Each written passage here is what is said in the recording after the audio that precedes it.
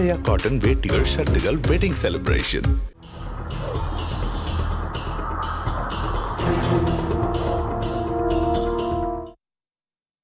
புதிய கோணத்தில் டெக்கான் கிரானிக்கல் வந்திருக்கக்கூடிய கட்டுரை தான் நம்ம எடுத்திருக்கிறோம். ஷிகா முகர்ஜி எழுதியிருக்கிறாங்க. இந்த கட்டுரையினுடைய சாராம்சம் என்ன அப்படின்னா, மோடி ஜெயித்தால் என்ன ஆகும், இதுதான் இந்த கட்டுரையினுடைய சாராம்சமாக இருக்கிறது. இது பற்றி பேசுவதற்காக பத்திரிகையாளர் சுகுணா திவாகர் வந்திருக்கிறார். வணக்கம் சுகுணா திவாகர். வணக்கம். மோடி ஜெயித்தால் என்ன ஆகும், இதுதான் இந்த கட்டுரையினுடைய சாராம்சமாக இருக்குது. இந்த கட்டுரை ஒரு அங்கத சுவையோடு அங்கங்கே அந்த விதைகள் அப்படி தெளிச்சு தான் கட்டுரையாளர் எழுதியிருக்கிறார். முதல்ல சொல்றது 400 இடங்களை வென்றுடுவோம்னு பாஜக நம்புது, 272 இடங்களை கடந்துடுவோம் அப்படின்னு இந்தியா கூட்டணி நம்புது அப்படின்னு சொல்லிட்டு இந்த கட்டுரை எப்படி தொடங்குது அப்படின்னா, 272 இடங்களை கடப்பது மட்டும் இந்தியா கூட்டணிக்கு போதாது அப்படின்னு. 272 போதாதுன்னு கட்டுரையாளர் சொல்றாரு. ஏன்னா அதுக்கு மிக முக்கியமான காரணமாக அவங்க சொல்றதுன்னா, இந்த குதிரை பேரம், பெரும்பான்மைக்கு பக்கத்தில் அல்லது பெரும்பான்மை வந்து நெருங்குவதற்கு சில சீட்டுகள் வேண்டும் அப்படிங்கிறப்ப இருக்கக்கூடிய ஒரு 20-30 சீட்டுகளை வந்து எப்படியாவது குதிரை பேரத்தின் அடிப்படையில் எம்பிக்களை கைப்பற்றிவிட முடியும் அப்படிங்கிற ஒரு விஷயம். அதற்கான உதாரணங்கள் ஏற்கனவே மகாராஷ்டிராவில், மத்திய பிரதேசம், பீகார், பல மாநிலங்களில் நடந்திருப்பது அப்படிங்கிறத பார்க்குறோம். அதை சுட்டி காட்டுறாங்க. ஆமாம், மத்திய பிரதேசத்தில் காங்கிரஸ் தான் வெற்றி பெறுகிறது, ஆனால் பார்த்தா பாஜக ஆட்சி அமைப்புங்கிறத பார்க்குறோம். இன்னொன்று, தங்களுடைய கூட்டணியில் இருக்கக்கூடிய கட்சிகளை உடைப்பது அல்லது எதிர்கட்சியில் கூட்டணியில் இருக்கக்கூடிய கட்சிகளை உடைப்பது, இப்போ தேசியவாத காங்கிரஸாக இருக்கட்டும் அல்லது சிவசேனாவாக இருக்கட்டும், இப்படி வந்து உடைத்து தங்களுடைய ஆட்சியை வந்து பிஜேபி அமைத்து விடும். அது தொடர்ச்சியாக நடந்து கொண்டிருக்கிறது. அப்படிங்கிற காரணத்திற்காக இந்தியா கூட்டணிக்கு இது ஒரு வாழ்வாசாவா போராட்டம். அவங்க மெஜாரிட்டி வந்தாலுமே கூட, அந்த பெரும்பான்மைங்கிற அந்த மேஜிக் நம்பர் 272 தொட்டாலுமே கூட அது மட்டுமே இழுத்துக்கோ பிடிச்சுக்கோங்கிற மாதிரி இருந்துடக்கூடாது. ஒரு 40-50 சீட்டு கூடுதலாக இருக்க முடியும் அப்படின்னு. இதுல கட்டுரையாளர் சொல்வது வந்து, வாக்காளர்கள் தேர்ந்தெடுக்காத ஆட்சி அமைந்தாலும், அதாவது மக்கள் மேண்டேட்டுக்கு எதிராக இருந்தாலும் கூட அப்படி ஏற்றுக்கொள்ள நேரிடும். குதிரை பேரத்தை பத்தி தான் அவங்க பேசுறாங்க. அது கட்டுரையாளர் ஒரு கட்டத்துல வந்து, பேசாம இந்த எலெக்ஷன்லாம் நடத்துறதுக்கு பதிலா சூதாட்டக்காரர்கள்ட்டே கொடுத்தாரலாம், நீங்களே தேர்ந்தெடுத்து கொடுங்கப்பா, அந்த அளவுக்கு ஏன் ஒரு விரக்தி நிலைக்கு போறார் கட்டுரையாளர்? இல்ல, நம்ம தொடர்ச்சியாகவே கடந்த சில ஆண்டுகளாகவே நாம் பார்த்து கொண்டிருக்கிற நிலைமையை தான் பார்க்கிறோம். ஒன்று பார்த்தோம் அப்படின்னு சொன்னா, ஒரு மாநில அரசு என்பது மக்களால் தேர்ந்தெடுக்கப்பட்ட பிரதிநிதிகளை கொண்டு நடத்தப்படக்கூடிய அரசு. ஆனால் எதிர்கட்சிகள் எந்தெந்த மாநிலங்கள் இருக்கிறதோ அங்கெல்லாம் ஆளுநர்களை வைத்து தொடர்ச்சியாக குடைச்சல்கள் கொடுப்பதை பார்க்கிறோம். இப்ப நீங்க குடியரசுத் தலைவர் கூட ஏதோ ஒரு வகையில மக்கள் பிரதிநிதிகளால் தேர்ந்தெடுக்கப்பட்டவராக இருக்கிறார். நேரடியாக மக்கள் தேர்ந்தெடுக்காட்டும் மக்கள் பிரதிநிதிகளால் தேர்ந்தெடுக்கப்பட்டவராக இருக்கிறார். இந்த இந்திய அரசியலமைப்பு சட்டத்தினுடைய இந்த நிர்வாக அமைப்பிலேயே மக்களுக்கு சம்பந்தமே இல்லாத ஒரு நபர்னா ஆளுநர் தான். அவர் எம்எல்ஏக்களோ எம்பிக்களோ மக்களோ யாருமே, கவுன்சிலர் உட்பட யாருக்கும் கவர்னருக்கும் சம்பந்தமே இல்லை. ஆனால் அப்படி மக்களுடைய நேரடி கட்டுப்பாட்டில் இல்லாத ஒரு நபர் மக்களால் தேர்ந்தெடுக்கப்பட்ட ஒரு அரசினோடு தொடர்ச்சியாக குடைச்சல் கொடுக்கிறார். அது பலமுறை நீதிமன்றத்துக்கு போகிறது அப்படிங்கிறத நம்ம பார்க்கிறோம். இப்ப சமீப காலமாக தேர்தல் ஆணையம் நடந்து கொண்டிருக்கிற முறைகளையும் பார்க்கிறோம். வெளிப்படையாக தேர்தல் ஆணையம் என்பது மத்தியில் ஆளக்கூடிய கட்சிக்கு சாதகமாக பல விஷயங்களை கையாளுகிறது அப்படிங்கிறதையும் பார்க்கிற போதுதான் இந்த இந்திய ஜனநாயகம் என்பதன் மீது அப்பப்போ நமக்கு சில நம்பிக்கையின்மை, ஒரு ஊசலாட்டம், ஒரு விரக்தி அப்படிங்கிறது வருகிறது. அந்த கட்டுரையாளருக்குமே அது வருகிறது. ஒருவேளை இந்த தேர்தலில் இந்த எதிர்கட்சிகள் வந்து பெரும்பான்மைக்கும் அதிகமாக பெறவில்லைன்னு சொன்னா, குதிரை பேரம் நடந்துருச்சுன்னா, மக்கள் யாருக்கு வாக்களிச்சாங்களோ அவங்க ஆட்சியை கைப்பற்ற முடியாமல் போய்விடும் அப்படிங்கிற ஒரு விரக்தி அவங்களுக்கு இருக்கு. ஒரு அச்சத்தோடு கண்டிப்பாக இருக்குது. அச்சத்திலிருந்து தானே விரக்தி வரும். இன்னொன்று வந்து, கட்டுரையாளரினுடைய அந்த கட்டுரை அப்படியே படிக்கிற போது இங்கதான் ஒரு அங்கத சுவையோடு சொல்றார். கடவுளால் அனுப்பப்பட்டதாக சொல்ற மோடி வென்றால் என்ன ஆகும், ஏன் இப்படி ஒரு சென்டென்ஸ் நீங்களும் பத்திரிகையாளர் தான், ஏன் இப்படி எழுதணும்னு நினைக்கிறீங்க? இல்லை, இப்ப இந்திய ஜனநாயகம் என்பது ஒருத்தர் வாக்களித்து நாம் ஒருத்தர் வெற்றி பெற செய்கிறோம் என்று சொன்னால், அவர் மக்களுக்கான நல்வாழ்வு திட்டங்களை எந்த அளவுக்கு நடைமுறைப்படுத்துவார், அதற்கு முன்னால என்னென்ன மாதிரியான பிரச்சனைகள் இந்தியாவுக்கு இருக்கோ அதை எந்த அளவுக்கு சரி செய்வார், இதுதான் வந்து ஒரு தேர்தலில் பொதுமக்களுடைய எதிர்பார்ப்பாக இருக்கும். ஆனால் தொடர்ச்சியாக பார்த்தோம்னு சொன்னா, இவங்க பல மாநிலங்களில் வந்து தேர்தல் பிரச்சாரமே, நாங்கள் ஆட்சிக்கு வந்தால் ராமர் கோயிலுக்கு இலவசமாக கூட்டிட்டு போவோம் அப்படின்னு சொல்றாங்க. எதிர்கட்சிகள் மீது என்ன குற்றச்சாட்டு இருக்கிறாங்கன்னா, முதல்ல ராமர் கோயிலுக்கு அழைப்புதல் கொடுத்தோம், அவங்க வரல அப்படின்னாங்க.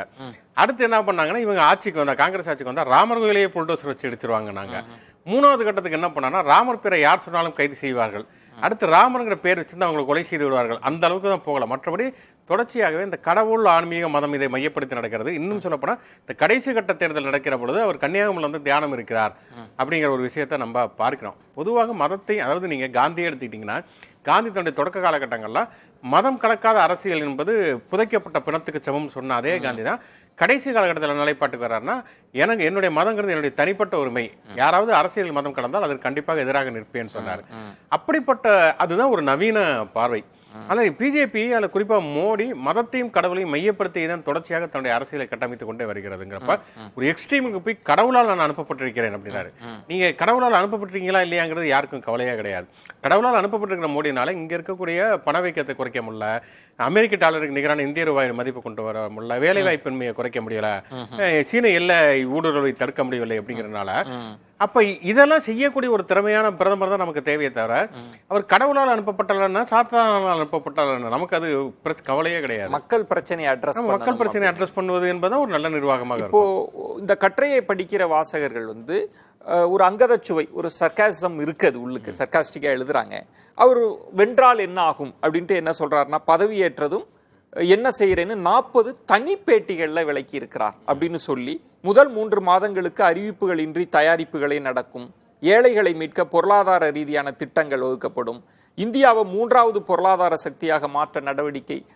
இதெல்லாம் நம்ம எப்படி புரிஞ்சுக்கணும்? எந்த நோக்கத்தோடு இதெல்லாம் எழுதியிருப்பதா நீங்க நினைக்கிறீங்க? அந்த 40 தனிப்பேட்டிகள் அவங்க சொல்றதே ஒரு அங்கதம், அது ஒரு சர்க்காஸ்டிக்கா தான் அவங்க சொல்றாங்க.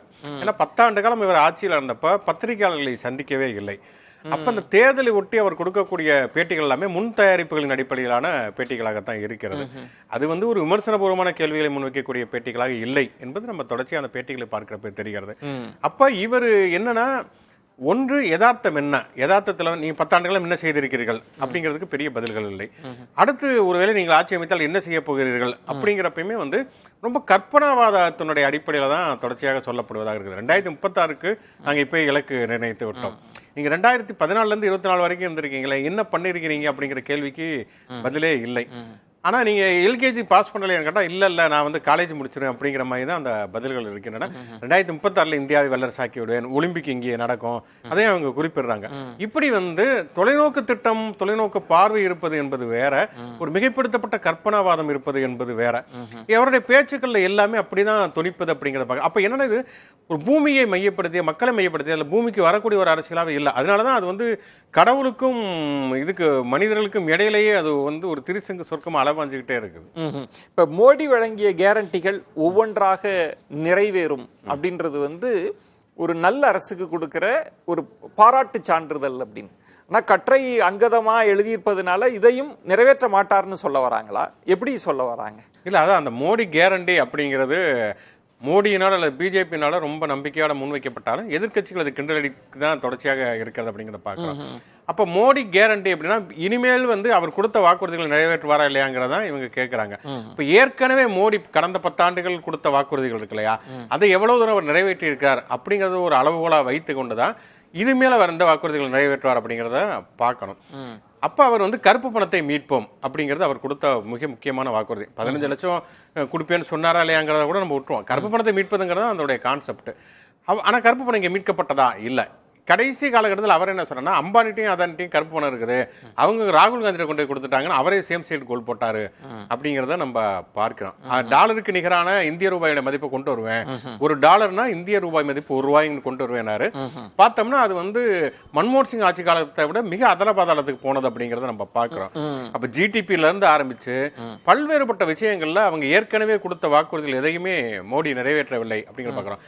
அவங்க சொன்ன வாக்குறுதி அப்படின்னு நிறைவேற்றப்பட்டதுன்னா 370 நீண்ட காலமா சொல்வது ராமர் கோயில் கட்டுவது, அது சுப்ரீம் கோர்ட் தீர்ப்பின் அடிப்படையில். இப்ப ஏற்கனவே கொடுத்த கேரண்டிகள் எதையுமே நிறைவேற்றாமல் அது அப்படியே பேலன்ஸ்ல இருக்கக்கூடிய ஒரு சொல்ல, அடுத்து இவர் கொடுக்கக்கூடிய வாக்குறுதி மட்டும் எப்படி நிறைவேற்றுவார் அப்படிங்கிற கிண்டல் துணியில தான் எழுதுறாங்க. ஆனா அதுக்கப்புறம் கட்டுரை கொஞ்சம் சீரியஸான இடத்துக்கு நகருகிற போது இந்திய அரசியல் கட்டமைப்பில் மாற்றம் செய்வாங்க. அதாவது பொருளாதார வல்லரசு, ஒலிம்பிக் நடத்துவது இதெல்லாம் கூட நடக்காம போலாம், இந்திய அரசியலமைப்பு அதுல மாற்றம் இருக்கும் அப்படின்னு. ஆனா பிரதமர், உள்துறை அமைச்சர்லாம் அப்படிலாம் பண்ணவே முடியாது, யாராலையும் கை வைக்க முடியாதுன்றப்ப கட்டுரையாளர் இல்ல அடிப்படையிலேயே மாற்றம், திருத்தம் கூட கிடையாது, அடிப்படையிலே மாற்றம் இருக்குன்னு சொல்றாரு. அது எப்படி புரிஞ்சுக்கலாம்? இதுவரை எதிர்க்கட்சிகள் இந்த குற்றச்சாட்டை முன்வைத்துக் கொண்டுதான் இருந்தார். ராகுல் காந்தி தொடர்ச்சியாக பேசிக் கொண்டிருந்தார். மோடி ஆட்சிக்கு வந்தால் அரசியலமைப்பு சட்டத்தை மாற்றி விடுவார் அப்படிங்கிறத தொடர்ச்சியாக அவங்க மறுத்துட்டு வந்தாங்க. இப்போ ஒரு பத்திரிகையாளரே இதை முன்வைக்கிறார் அப்படிங்கிறது நம்ம இதை எப்படி புரிந்து கொள்வது அப்படிங்கிறது. இப்போ என்னை பொறுத்த வரைக்கும் அரசியலமைப்பு சட்டத்தை முற்றிலுமாக மாற்றுவதா, இந்த அரசியல் சட்டத்தை கிழிச்சு போட்டு இன்னொரு அரசியல் சட்டத்தை எழுதுவாங்களா அப்படிங்கிற அளவில் நம்ம புரிஞ்சுக்க கூடாது. அரசியல் சட்டத்தினுடைய அடிப்படை பண்புகள் இருக்கு இல்லையா, அந்த கூறுகளை முற்றிலுமாக மாற்றுவது. அரசியல் சட்டத்தினுடைய அடிப்படை கூறுகள் என்ன? மாநிலங்களுக்கான சுயாட்சி, அதே போல இது மத நல்லிணக்கம், அரசு பொருளாதாரத்தை மையப்படுத்திய ஒரு சோசியலிச ஆட்சி, இதெல்லாம் இதனுடைய அடிப்படை அரசியலமைப்பு சட்டத்தினுடைய அடிப்படையாக இருக்கிறது. இது கொஞ்சம் கொஞ்சமாக கடந்த 10 ஆண்டுகள்ல பிஜேபி ஆட்சி காலகட்டத்தில் மாறிக்கொண்டிருப்பதை பார்க்கிறோம். மதச்சார்பின்மை என்பது கொஞ்சம் கொஞ்சமா போய் மதத்தின் அடிப்படையில் ராமர் கோயில் குடமுழுக்கு நடக்குதுன்னு சொன்னா அதுக்கு லீவ் விடுவது. கேரளா ஸ்டோரிங்கிற ஒரு திரைப்படம் வருதுன்னா அந்த படத்தை பார்த்துட்டு வர்றதுக்கு அரசாங்கமே விடுமுறை விடுவது. கற்றையாளர் குறிப்பிடுவது கான்ஸ்டிடியூஷன்ல மாற்றம் இருக்கு, பொலிட்டிக்கல் சிஸ்டத்துல மாற்றம், அடிப்படையான அரசியல் நடைமுறைகள்ல மாற்றம் வந்துரும். அது மட்டுமே இல்ல, இது நம்ம ஒரு கான்செப்சுவலா பாக்குறப்ப இப்படி நம்ம சொன்னாலுமே கூட இப்ப அவங்க முன்வைத்திருக்கிற மிக முக்கியமான 2 கோரிக்கைகள் பொது சிவில் சட்டம், ஒரே நாடு ஒரே தேர்தல், அது கட்டாயம் அமல்படுத்துவாங்கன்னு சொல்றாங்க. ஆமா அப்படின்னு சொல்றாங்க. அப்பங்கிறப்ப அரசியலமைப்பு சட்டத்தில் திருத்தம் செய்யப்பட வேண்டிய ஒரு அவசியம் இருக்கிறது. நீங்க தொடர்ச்சியாகவே இந்த திருத்தம் செய்து கொண்டே போகிறப்ப அதனுடைய அடிப்படை பண்புகள் கொஞ்சம் கொஞ்சமா மாறி அந்த கிட்டத்தட்ட வேற ஒரு அரசியலமைப்பு சட்ட நடைமுறையில் இருக்கிற மாதிரியான ஒரு சூழல் வந்துரும் அப்படிங்கறத அதை சொல்றாங்க. இன்னொன்று, இந்த விமர்சனத்தை, இந்த கருத்தை இப்படி ஒரு அதீதமா புரிஞ்சுக்கிறதா எப்படின்னு தெரியல. அரசியலமைப்பை திருத்தும் அதிகாரத்தை அடையிறதுக்கு மாநில கட்சிகளுக்கு எல்லாமே தடை அப்படின்றது ஒரு அதீத எண்ணத்துக்கு போறாங்களா? அதீதமான விமர்சனம்ன்றது வந்துருச்சான்னு புரிஞ்சுக்கிறதா? இப்ப அரசியலமைப்பு சட்டத்தை திருத்துவதற்கு உங்களுக்கு மக்களவையிலும் மாநிலங்கள அவையிலும் பெரும்பான்மை வேண்டும். இவங்களுக்கு கடந்த முறை மக்களவையில் இருக்கிற அளவுக்கு மாநிலங்களவையில பெரும்பான்மை பிஜேபிக்கு இல்லை. இன்னொன்று மாநில அரசுகளுடைய ஒப்புதல் பெற வேண்டும். 3/2 பங்கு மாநில அரசுடைய ஒப்புதல் பெற வேண்டும். இதை அடைவதற்கு மாநில கட்சிகள் தடையா இருப்பாங்க. ஆமா, தடையாக இருப்பார்கள். எல்லாருமே அதை ஏற்றுக்கொள்ள மாட்டாங்க. இப்ப புதுசு இப்பயே பாத்தீங்கன்னா நீங்க இந்த குடியுரிமை திருத்த சட்டத்தை மேற்குவங்கம் ஏற்றுக்கொள்ளவில்லை, தமிழ்நாடு ஏற்றுக்கொள்ளவில்லை. இப்ப இடபிள்யூசி இடஒதுக்கீடு என்பதை தமிழ்நாடு ஏற்றுக்கொள்ளவில்லை அப்படிங்கிற விஷயத்தெல்லாம் நம்ம பாக்குறோம். இப்ப அரசியலமைப்பு சட்டத்தில் திருத்தங்கள் மேற்கொள்ள போறோம், பொது சிவில் சட்டம் கொண்டு வர போறோம் அப்படின்னு சொன்னா கண்டிப்பாக இங்க தமிழ்நாடு ஏற்றுக்கொள்ளாது, கேரளா ஏற்றுக்கொள்ளாது, தென் மாநிலங்கள் ஏற்றுக்கொள்ளாது, வடகிழக்கு மாநிலங்களுமே முக்கியமாக ஏற்றுக்கொள்ளாது. ஏன்னா பொது சிவில் சட்டம் அப்படிங்கிறது வெறுமனே இஸ்லாமியர்களுக்கு எதிரானது மட்டுமல்ல, இங்க வடகிழக்கு மாநிலங்களுடைய பழங்குடி மக்களுக்குமே எதிரான ஒன்று. இந்த சிக்கல்களை எல்லாம் மாநில கட்சிகள் எழுப்பும் அப்படின்னா மாநில கட்சிகளை சமாளிக்கிறதுக்கு புதிய அதிகாரங்கள் தேவைப்படலாம். அதை பெறுவாங்களா? அதை நோக்கி நகருவாங்களா? அதையும் பேசுறாங்க. மாநில கட்சிகளுடைய வரம்புகளை குறைப்பது. நீங்க தொடர்ச்சியாகவே பார்த்தோம்னா 1975 பல பட்டியல் மாநில அரசினுடைய உரிமைகள் பல பொதுப்பட்டியலுக்கு போனது அப்படிங்கிற ஒரு விஷயத்தை நம்ம பார்க்கிறோம். அதுல இருந்தே பார்த்தோம்னா மாநில அரசுகளுக்கான அதிகார வரம்பு என்பது கொஞ்சம் கொஞ்சமாக குறைக்கப்பட்டு வந்திருக்கிறது. அதுக்கப்புறம் இப்ப நம்ம ஜிஎஸ்டியாக இருக்கட்டும் அல்லது உதயமின் திட்டம், இது நீட் தேர்வு, இப்படி ஒவ்வொன்றாக நீ மாநில அரசுடைய ஒப்புதலே தேவையில்லை, நாங்கள் தொடர்ச்சியாக நடைமுறைப்படுத்துவோங்கிற அளவுக்கு இப்ப வந்துவிட்டதை நம்ம பார்க்கிறோம். இதனுடைய எக்ஸ்ட்ரீமாக மத்திய அரசு நினைத்தால் எதை வேண்டுமானாலும் செய்யலாம், மாநில அரசு ஒப்புதலே தேவையில்லை என்கிற அளவுக்கு போய்விடக்கூடிய ஒரு சூழல் வந்துருச்சு அப்படின்னா அப்ப மாநில அரசுகள் அல்லது அந்த மாநில அரசுகளை தேர்ந்தெடுக்கக்கூடிய மக்கள் என்பதற்கு எந்த விதமான அர்த்தமோ தார்மீகமோ ஒரு மதிப்போ எதுவுமே இல்லாமல் போய்விடக்கூடிய ஒரு மிகப்பெரிய இந்திய ஜனநாயகத்துக்கான ஒரு நெருக்கடி அபாயம் அப்படின்னே சொல்லலாம். கற்றை இவ்வளவு விமர்சனங்களை அங்கதச்சுவையோடு முன்வைக்குது, கடும் விமர்சனங்களாகவும் முன்வைக்குது. ஆனா அது அடுத்த பாராவில் காங்கிரஸ் வென்றால் செய்வதற்கு காத்திருக்கும் பெரிய பட்டியல், தெளிவான திட்டமிடலுடன் தயாரிக்கப்பட்ட காங்கிரஸ் தேர்தல் அறிக்கை அப்படின்னா இது கொஞ்சம் ஒரு காங்கிரஸ் சார்பு நிலையை இந்த கற்றை எடுத்துருச்சோன்ற ஒரு புரிதல் வருதே. காங்கிரஸ் மேல ஒரு சாஃப்ட் கார்னரோட இந்த கற்றை அணிகரிக்கிறதா அப்படிங்கிறது ஒரு பார்வை. ஆனா என்னன்னா அவங்க முதல்ல ரொம்ப தெளிவாக சொல்றாருன்னா இந்த கட்டளையே இன்னொரு இடத்துல என்ன சொன்னாங்கன்னா, ஒரு கட்சி அதாவது பிஜேபி அப்படிங்கிறது வானத்துல எப்படி கூடு கட்டுறது அப்படிங்கறத பத்தி மக்களுக்கு சொல்லி கொண்டிருக்கிறது. இது பூமியில கால் பதித்த யதார்த்தத்தை பற்றி பேசுகிறது. ஏன்னா இவங்க சொல்றது எல்லாமே ஒரு பக்கம் மதத்தை அடிப்படையாக கொண்டு பேசுவது அல்லது ரொம்ப கற்பனாவாதத்தின் அடிப்படையில நாங்க ஒலிம்பிக் நடத்திடுவோம், நாங்க இந்தியாவை மிகப்பெரிய வல்லரசாக மாற்றி விடுவோம் அப்படிங்கிற இது நீங்க இது காலவரையெல்லாம் நினைக்க முடியாது, நீங்க கேட்க முடியாது. ஆனால் இது யதார்த்தமான மக்களுடைய பிரச்சனைகளை அட்ரஸ் பண்ணி காங்கிரஸோட தேர்தலுக்கு பேசுகிறது. ஜாதிவாரி மக்கள் தொகை கணக்கெடுப்பா இருக்கட்டும் அல்லது மாநில அரசுகளுக்கான உரிமைகள் என்பது மீண்டும் மாநில அரசுகளுக்கு தரப்படுவதாக இருக்கட்டும், பெண்களுக்கான இடஒதுக்கீடாக இருக்கட்டும், தலித் மக்களுடைய மீதான வன்கொடுமைகளை தடுப்பதற்காக ரோஹித் முலாம் பேரிலான ஒரு சட்டமாக இருக்கட்டும், இந்த விஷயங்கள்லாம் காங்கிரஸ் தேர்தல் அறிக்கை பேசுகிறது. இதெல்லாம் வந்து நடப்புல இந்தியாவில் இருக்கக்கூடிய மிக முக்கியமான பிரச்சனைகள், இதை மையப்படுத்தி பேசுகிறது அப்படிங்கிற அடிப்படையில் அந்த இடத்துல தான் கட்டுரையாளர் அது காங்கிரஸ் நோக்கி நகர்ற மாதிரி இந்த கட்டுரை இருக்கு, காங்கிரஸ் தேர்தல் அறிக்கை. இதுல இப்போ முடிவு, இந்த கட்டுரையின் முடிவு அப்படின்றது என்ன சொல்றாங்கன்னா, குறைந்த இடங்கள் நம்ம முன்பு சொன்னதுதான், வித்தியாசம் இருந்தால் இந்தியாவினுடைய முடிவே மாற்றப்படலாம், இந்திய மக்களோட முடிவே மாற்றப்படலாம். யாருக்கு பெரும்பான்மை என்பதை இந்த அலையில்லா தேர்தல் முடிவு செய்ய போகிறது அப்படின்னு, எந்த அலையும் இல்லைன்ற முடிவுக்கும் வந்துதான் இதுல யாருக்கு பெரும்பான்மை கிடைக்க போகுதுன்றதை முடிவு செய்ய போறாங்க அப்படின்னு கட்டுரையை முடிச்சிருக்கிறாங்க. எப்படி இதனோட டேக்அவேவா நீங்க இதை எடுக்கல? அலையில்லாத தேர்தல் என்பது உண்மைதான். ஏன்னா நம்ம கடந்த 2 தேர்தல், நாடாளுமன்ற தேர்தலுமே பார்க்குறப்ப 2014 தெரியும் நமக்கு உண்மையிலேயே மோடி அலை என்கிற ஒன்று இருந்தது. அது குறிப்பா தமிழ்நாட்டில் பாதிக்கவில்லை என்று சொன்னாலுமே கூட பல மாநிலங்களில் மோடி அலை என்பது பெரிய அளவில் தாக்கத்தை செலுத்தியது. மோடி என்பது இந்தியாவை மிகப்பெரிய மாற்றத்துக்கு உள்ளாக்கப் போகிறார், வைப்ரண்ட் குஜராத் மாடல் என்பதெல்லாம் முன்னிறுத்தப்பட்டது அப்படிங்கிறத நம்ம பார்க்குறோம். 2019 புல்வாமா தாக்குதலின் அடிப்படையில் தேசத்தினுடைய பாதுகாப்பிற்கு ஒரு நெருக்கடி அப்படிங்கிற ஒரு அலை அடித்தது அப்படிங்கிறத நம்ம பார்க்குறோம். ஆனால் 2024 பொறுத்த வரைக்கும் அப்படிப்பட்ட அலை எதுவுமே இல்லை. கிட்டத்தட்ட மக்கள் ஒரு மௌன புரட்சி இருக்கிறது. அதனால தான் வந்து 3ஆவது முறையும் மோடி வந்துடுவார். ஏன்னா வந்து எதிர்க்கட்சிகள் வலிமையாக இல்லை, ஒன்று சேரவில்லை அப்படிங்கிற பார்வை பிஜேபிக்கு அவ்வளவு உறுதியான ஒரு நம்பிக்கை வந்து தொடக்க கட்டத்தில், இன்னும் சொல்ல போனால் முதல்கட்ட தேர்தல் வரைக்குமே இருந்தது. ஆனால் போக போக அந்த உறுதி வந்து குலைவது அப்படிங்கிறத நம்ம பார்க்கிறப்ப மக்களிடம் வந்து வெளிப்படையாக எதையுமே தெரிவிக்காமல் ஒரு மௌனமாக இருக்கக்கூடிய ஒரு மௌன புரட்சியினுடைய மனநிலையில் மக்கள் இருப்பதை எனக்கு பார்க்கிறோம். அதைத்தான் ஒரு அலையில்லாத தேர்தல் அப்படிங்கிற மாதிரி, ஒருவேளை அது ராகுல் அலை இருக்கிறதா அப்படின்னா அதுவுமே ஒரு மௌனமாகத்தான் இருக்கிறதுங்கிறத நம்ம புரிந்து கொள்ள வேண்டியிருக்கிறது. தேர்தல் முடிவுகளில் வந்து இந்தியா கூட்டணி அதிகமான அளவில் இடங்களை வெற்றி பெற்றா மோடி எதிர்ப்பலை அல்லது இந்தியா கூட்டணிக்கு ஆதரவான அலை என்பது ஒரு ஆழ்கடலில் அடியில ஒரு அலை அடித்துக் கொண்டிருந்தது. அப்படி நம்ம உணர்ந்து கொள்வதற்கான ஒரு வாய்ப்பு கிடைக்கும் அப்படின்னு நம்புறேன். கிட்டத்தட்ட இப்போ முடிவு எப்படி வரப்போகுது, பெரும்பான்மை யாருக்கு கிடைக்க போகிறது அப்படின்றத தாண்டி இந்த கட்டுரை வந்து என்னென்னலாம் நடக்க வாய்ப்பு இருக்கு அப்படின்றது குறித்த பேசி சொல்லப்போனா இது வந்து தேர்தல் முடிவுகளுக்கு அப்பால் அதுக்கடுத்து என்ன நடக்க போகுது, ஜூன் 4க்கு பிறகு என்ன காட்சியாக போகிறது அப்படிங்கிற அடிப்படையில தான் பேசுகிறது. நன்றி சுகுணாத். நன்றி.